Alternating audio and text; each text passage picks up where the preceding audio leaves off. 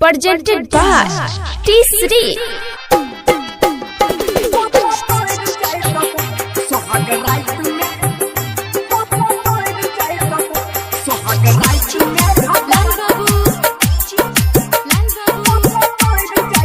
Sangam recording studio चकरमनिया।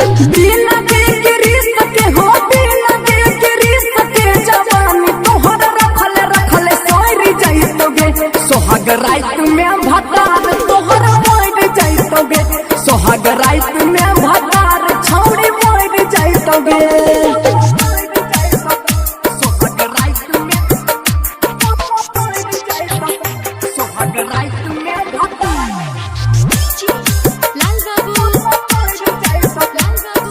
Singing by सागर सुमन।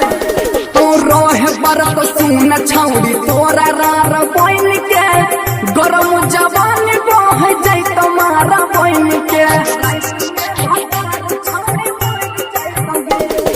रोह बरत सुन छौड़ी तोरा रार बन के, गरम जवान बह जाई तुम्हारा बन के। हमारे शराब तोरा, हमारे शराब तोरा देहिया के ऊपर छौड़ी पड़ जाइतोगे।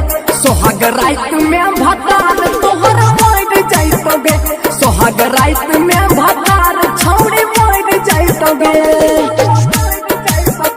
सोहाग रात में सोहाग रात में भतार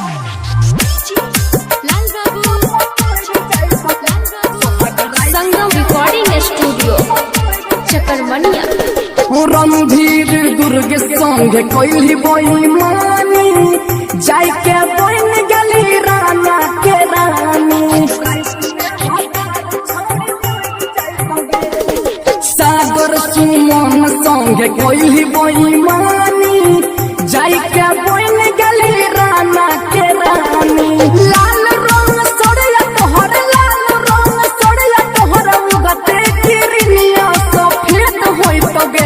सोहाग रात में भतार तोहर मोड़ जाइतोगे, सोहाग रात में भतार छौड़ी मोड़ जाइतोगे। रिकॉर्डिंग बाय दुर्गेश जी।